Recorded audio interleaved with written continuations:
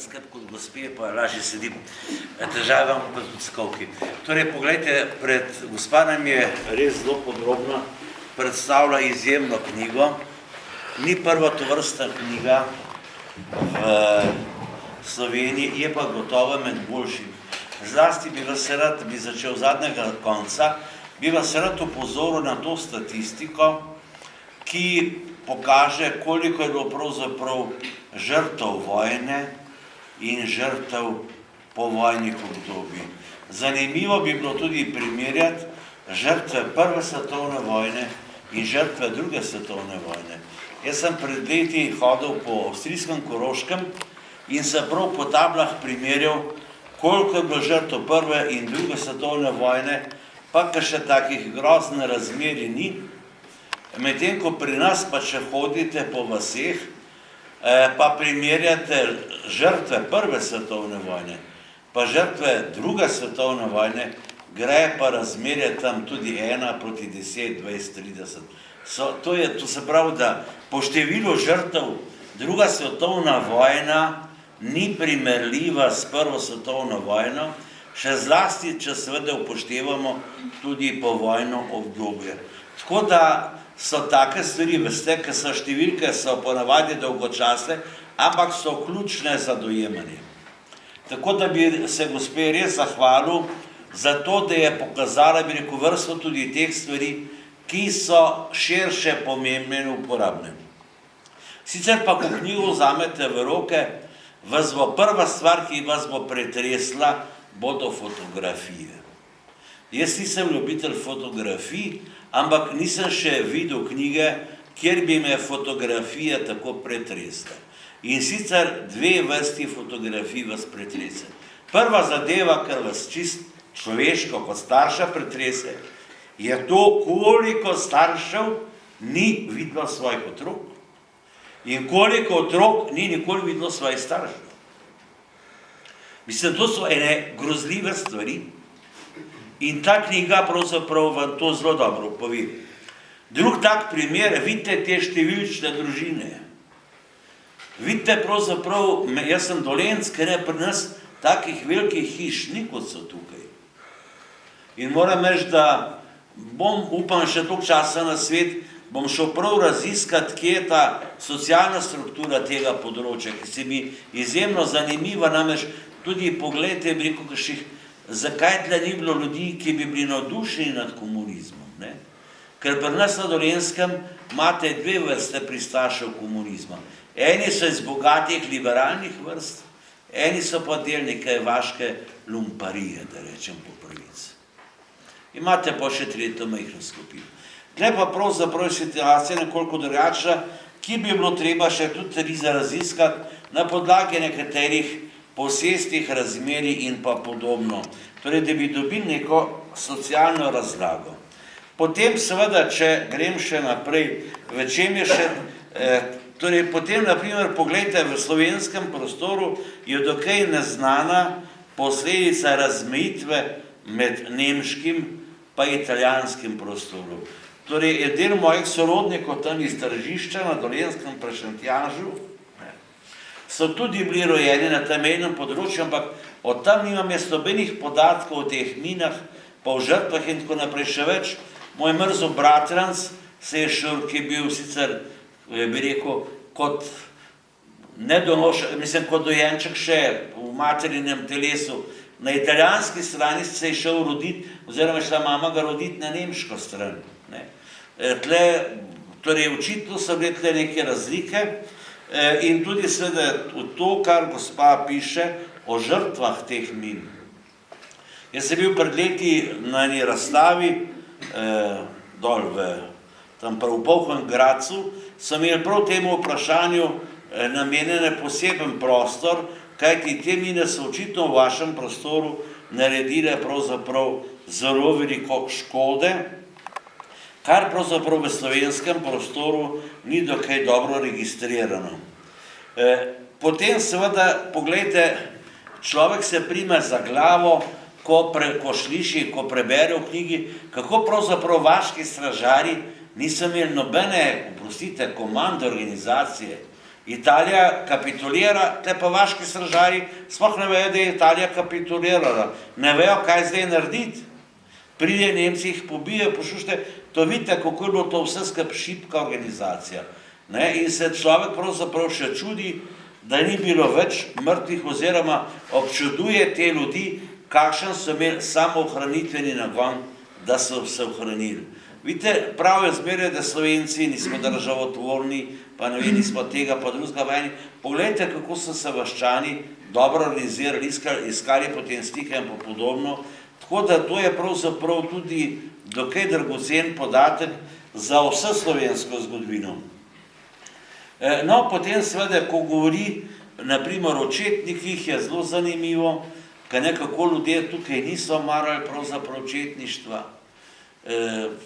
Bi bilo treba to raziskati, zakaj niso marali.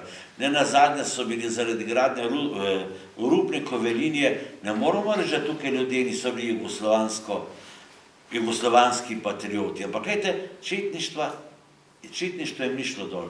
To je spet ena majhna razlika, naprimer z Dolenjsko ali pa podobno, kjer je bilo četnikov le nekaj več in so se ljudje bolj opredeljevali za kralja.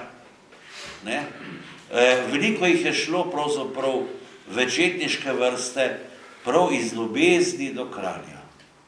Torej, tle vidite, pravzaprav tega ni, kar kaže, če hočete, tudi en višji intelektualni potencial. No, glede potem, če je umikano Koroško in tako naprej, to je zelo zanimivo, se spominjam se pred leti pogovarjal z enim gospodom z Udbe, ki mi je vedno rekel, veš, dobro polski, pa tile vaši kraj, to so se tisti, ki so se ta zadnji umikali.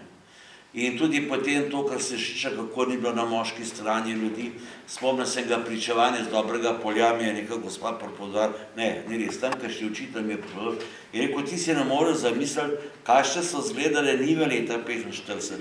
Ženske, je rekel, ki so izgubile vse moške pri hiši. Ne vem, koliko let, menda ne 2-3 leta sploh ni bilo porodu dol do propolskim koncov. Tudi to bi bilo treba tle malo še raziskati, kako se začenjajo otroci rojevati, ampak knjiga je izjemno, govorim, če se bo kdo hotel to narediti.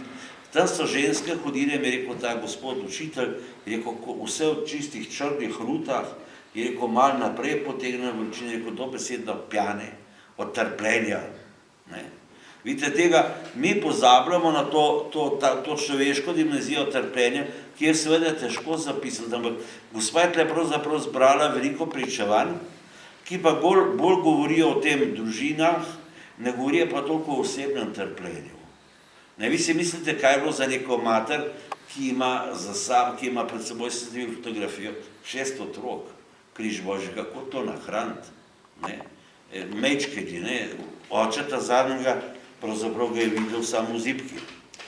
No, potem, poglejte, torej glede tega, kako so se šli javljati po vojni.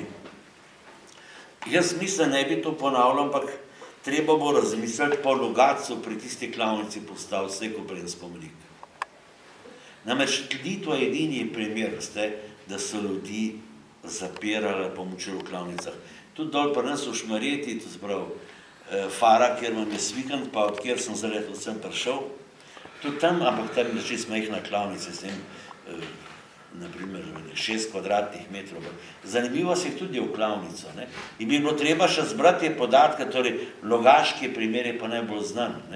In če se prav se spominjam, mislim, da je tudi v knjigi to omenjeno, je bil tisti Klavec pravzaprav še nekaj časa, je še živel po osamosvojitvi, seveda vse pozabo. Ampak vendar, vendar, poglejte, jaz mislim, da je samo vprašanje časa, treba bo pa postaviti zahtevo, da se tam postavi spomenik. Ker ni to, oprostite, to ni, bi rekel, taka tretja razredna zadeva. Potem bi se še posebej dotaknil tega povojnega življenja in tle pa pravzaprav bi izrazil svojo hvaležnost, da sem smel priti k vam. Poglejte, mi pravzaprav o skrivaštvu vemo dokaj malo. Tudi moj oče je bil skrivač. Ampak to je bilo pravzaprav neko ilegalno življenje po vojni, kjer bi bilo treba teh stvari več povedati. In tukaj pravzaprav v tej knjigi sem se prvič srečal s tem v nekem širšem kontekstu, ker se pove, koliko je tega bilo, kako je to izgledalo, kako so živeli. Namreč ne gre za eno širše vprašanje. Jaz sem to vprašanje tudi še pol kot zgodovine dolg časa podcenjeval, ampak zdaj se spominjam nazaj, kako so očetovi vajenci, moj oče je bil čevljar, pa je imel vajenca tam izpod Gorjancev. In zdaj se spomnim nazaj, kako so mi ti vajenci pripovedovali, pa se to je bilo okrog leta 58-59, so mi ti vajenci pripovedovali, da oni vedo, da se po Gorjancih še vedno ljudje skrivajo.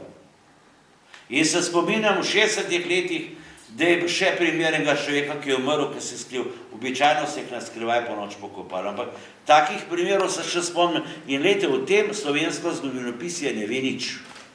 In to bi bilo, to vprašanje bi bilo treba razčistiti, kako to gre, dokdaj gre, koliko je bilo tega.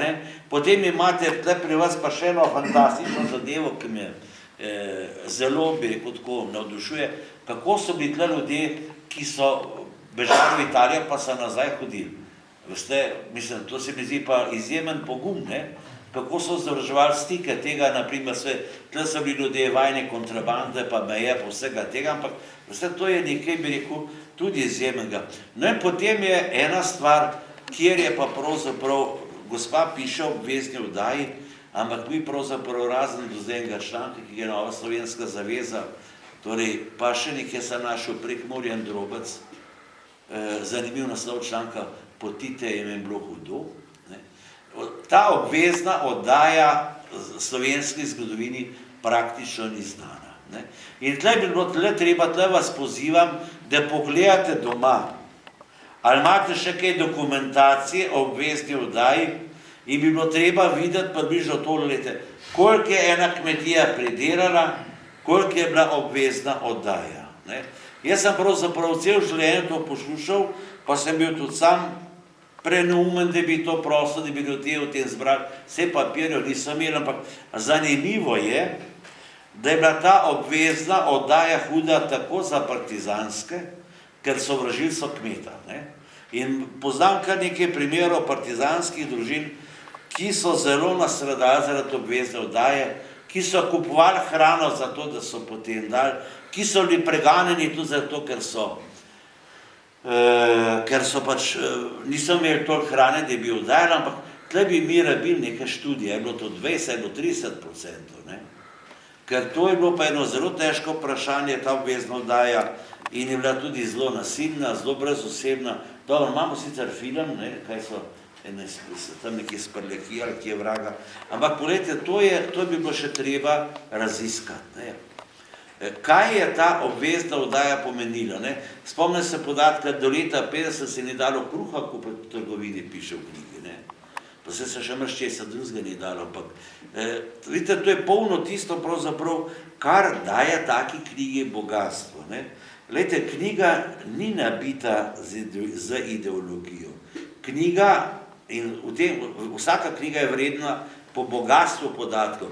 In tle je podatkov toliko, da se človek pravzaprav zaradi dreves težko vidi gozd. To je, bi rekel, ta velika bogatstva in trajna vrednost knjige. Treba se bo pa seveda truditi, da bi take stvari zgodili, zlasti glede obvezne oddaje, poskuša zadružništva in pa podobnih terorizma nad tukajšnjimi kmeti. Tako da upam, da bo kdo gospej sledil, predvsem pa vas bi prosil, da pogledate, kaj imate še doma, ki je kaj skritega, pa to malo pogledate, ne dajete ljudem iz rok.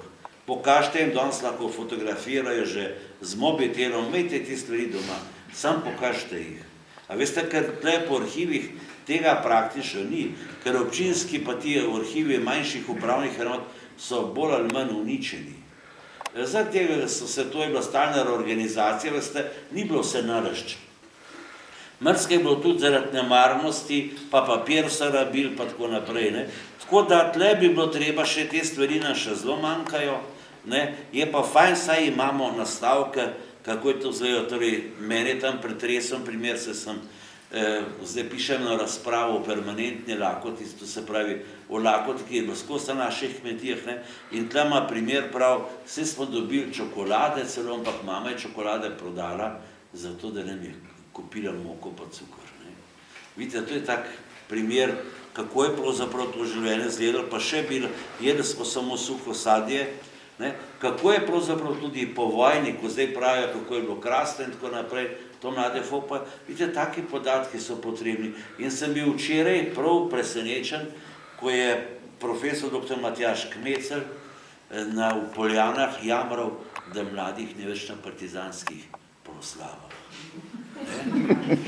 In je potem govoril, češ, da je šola, oprostite, da je podelana v hlače, pa ne vem, kaj se je Matjažu zgodilo, da je take, včeraj govoril, ker ponovadi je bil, dobro, on je pač literat bolj kot znanstvenik, ne, ampak vendar je bilo zanimivo, to se pravi, zdaj mi lahko pričakujemo en napad od Zveze borcev na šolo, da mora šola spet bolj postati partizanska, ne. To je prav zanimivo, ker to ni to, teh napadov sem zdaj že par zasledil, ampak so bili bolj taki aktivisti kot Milan Gorjanc pa taki, ne. Zdaj, da je pa Matjaž Kmecelj to začel, sem postal pa bolj pozoren, ker ne nazadnje Matjaž Kmecelj je bil član predsedstva, je član Slovenske akademije znanosti, je pač ugleden pisatelj in še ne vem kaj šle, torej nekaj se bo tle seveda začelo dogajati, odvisno od volitev, kaj bo, ne, pa če bodo šle volitve v Maloro, potem bomo korakali pa pel Hebrivana, ne. Ja, resno vam povem, ker pogledajte, kaj se je dogajalo za Porumaj, pogledajte, kakšne spomenike zdaj postavljajo, niso več heci, ne, zdaj gre pa za res, a veste, zdaj gre pa zelo za res, ne. In torej zdaj se pripravlja, da nam bodo še osamosvojitev vzeli, zdaj bo osamosvojitev glavna zasluga teritorialne obrambe z leta 68, pa ne vem še, torej resnično se dogajajo grozljive stvari, zato je sem zelo vesel, da vas je tukaj danes tako veliko, ker to je ogromno, veste. Če bi bila taka predstavitev knjige v Ljubljani, bi bilo takole za prvi del pevskega zbora, nič več. Res.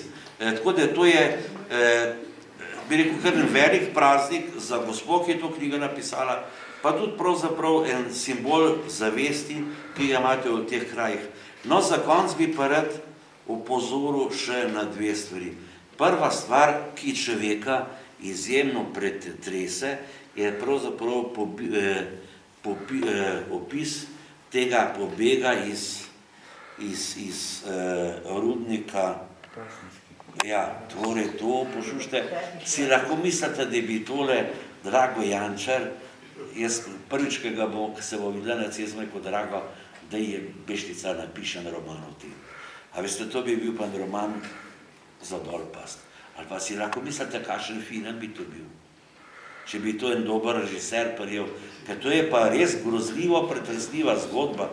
Veste, ki tudi kaže ljudi. In ne nazadnje tudi tisti zadnji prizor, ko pravzaprav en policaj pelje tega človeka proti italijanski meji, sorodnik seveda pobegne čez. To veste, to je taka zgodba, da moram reči, da jaz sem jo parkrat prebral, in take zgodbe bi, na primer, bile tudi krasne, veste, za učitelje. Taka zgodba pri otrocih več zaleže, ko sto proslav pa tako naprej, ker mora to prebrati. Zato to se mi zdi taka izjemna dragocenost in pa seveda moram reči še, dobro je, da se to tiska, važno je, da se to bere po hišah, da se o tem pogovarja in počas bo seveda, veste, tudi resnica pravzaprav, vse prihaja na dan, vse se ne da ustaviti, tako kot voda, dere, slej ko prej bo seveda tudi predrla in kot je vendar Zorko Simčič tle na konc piše, in vendar nekoč bo. Mislim, da bo hmalo. Ampak zato seveda samo od sebe pa ne bo nič, treba se je truditi, no in zato je seveda vsak tak korak, vsaka taka knjiga je pravzaprav en tak zelo močen, granitni del našega skupnega zgodovinskega spomina. Zato bi se gospej Trevnovi iskreno zahvalil kot slovensko državljan, pa tudi kot zgodovinar, kajti to taka pričevanja so najbolj dragocena. Vsem, ko človek piše neko razpravo, je zelo fino, če lahko našteješ neki konkreten primer. Seveda je treba pa, to sem še rekel, tlele piše primer umora duhovnika Raztresna. Torej grozljiva zgodba, vse se spomnim, ko sem to takrat bral pri Brejcu, pri Javoršku. Rad bi vas samo upozoril na nekaj, ne da bi Brejc to pripisuje temu pokojnemu Pirjevcu Ahacu. Jaz se bojim, namreč Brejc je ena zelo tragičnih oseb slovenske zgodovine in se bojim, da ta morilc ni bil Ahac, ampak je bil Franc Košir. Namreč Franc Košir je po Beli krajini pobil precej ljudi, zelo krvavo, pobil je tudi precej ljudi na partizanski strani, ki so bili krščani socialisti, je bil pa več ali manj zamolčan.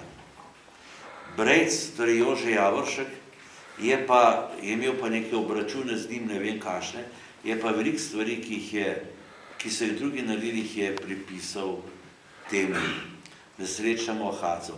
Namreč, ne da bi jaz branil Ahaca, bom povedal to, kar mi je rekla žena od Pirjevca. Je rekla, rekla je, Granda, veste, moj mož je toliko zločinov naredil, da je krval do vratu. Ne vem, zakaj mu pripisujejo še druge zločine. Namreč, videl sem se takrat pogovarjala o tistih ciganeh v Kanižarci, ki so jih vsi pripisali, da jih je Ahac pobil, v resnici jih je pobil en človek, ki je bil potem celo general JLA, pa tako naprej. Tako da, to je edina taka moja strokovna pripomba. Ne rečem, gospa, da ni res. Se vi tle sam citirate. Ampak hočem vam sam povedati, da je treba biti malo previden. Veste, ker tudi partizani in Brejc je bil seveda partizan skozi, so radi lagali o sami osebi.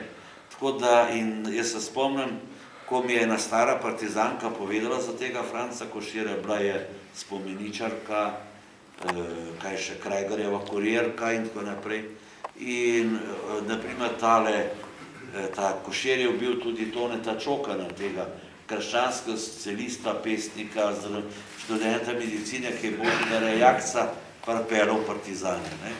Ampak poslušajte, nečako Toneta Čokana me je pred, zdaj že tega 50 let, me je prosil in jaz sem 30 let iskal morilca Toneta Čokana, na koncu je ta Rezka Traven, tako se je ta moja pokojna kolegica, zgodovinarka, partizanka, z leta 41, ki je imela zelo rada, bila bi pa lahko skoraj moja stara mama po letih. Ona mi marsikaj takih stvari povedala. Zato morate tudi paziti, da se še take cukri zberejo, da zvemo pravzaprav za prave zločince in morilce. Namreč ta človek, ki se je vam ga prej omenjal v tistem kraju, kjer je bil direktor Iskre, ljudje sploh niso vedeli, kdo je ta. Pa je imel bistveno bolj krvave roke, kot pa marsikateri drug. Ampak so potem naredili z vojne